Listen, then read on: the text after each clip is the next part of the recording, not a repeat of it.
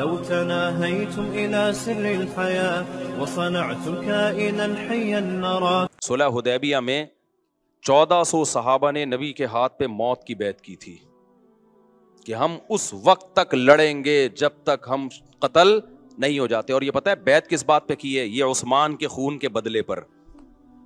نبی صلی اللہ علیہ وسلم نے سیدنا عثمان کو مشرکین کے پاس سفیر بنا کے بھیجا.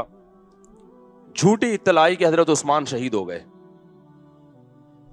1400 صحابہ سے آپ نے موت پہ بیعت لی کہ ہم عثمان کے خون کا حساب لیں گے. کیا اس سے بڑی کسی صحابی کی کوئی فضیلت ہو سکتی ہے کہ ایک شخص کے لیے 1400 افراد سے موت پر، گویا کہ فدائی حملہ سمجھ لیں آپ اس کو.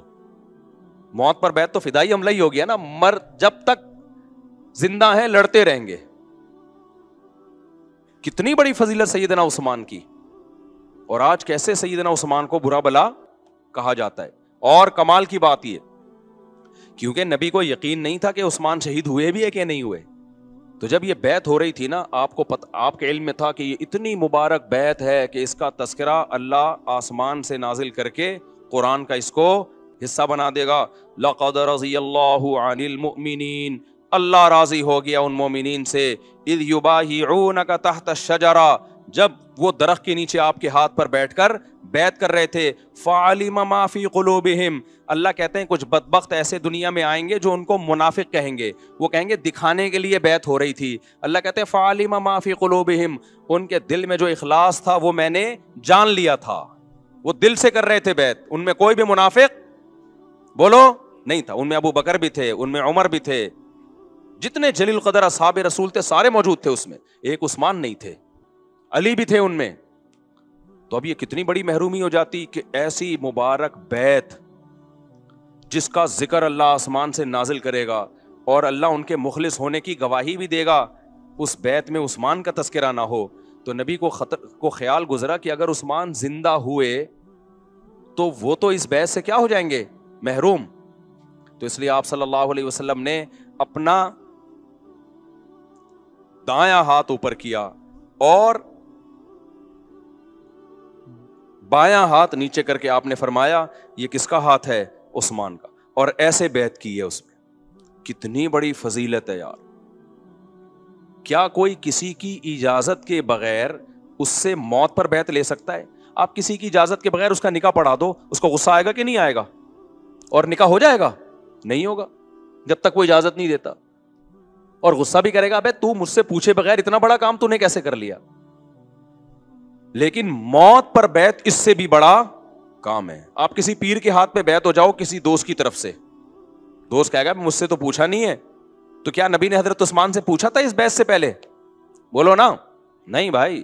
لیکن نبی کو عثمان کے مخلص ہونے کا اتنا یقین تھا کہ بیعت موت پر ہو رہی ہے، اس سے بڑی بیعت کوئی ہو نہیں سکتی.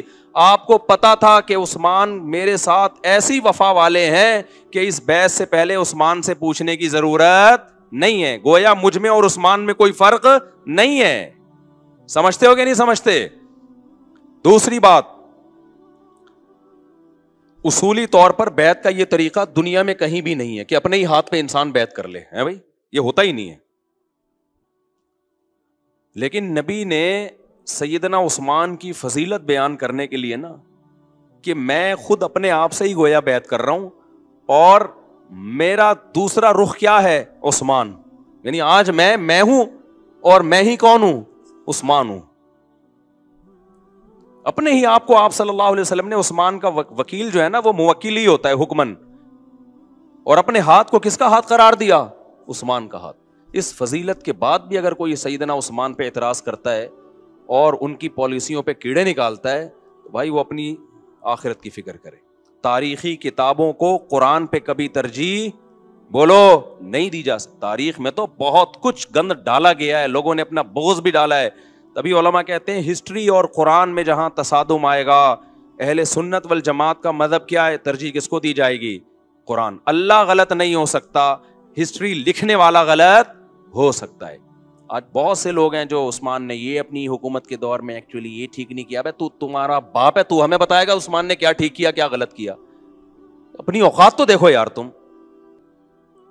تو یہی حضرت معاویہ کے ساتھ ہوا ہے. یہی جن کو بھی جن صحابہ سے بغض ہے نا, اس نے اسی طرح سے بغض نکالا ہے. تو بہت بڑی فضیلت ہے حضرت عثمان کی, اور اتنی بڑی فضیلت یہ کہ ایک بیٹی نبی نے اپنی عثمان کو دی. یہ کم فضیلت ہے بھائی, نبی اور سید الانبیاء کا اپنی بیٹی دے دینا کسی کو. دیکھو بیٹی لینا کم فضیلت ہے, بیٹی دینے میں انسان 100 دفعہ سوچتا ہے.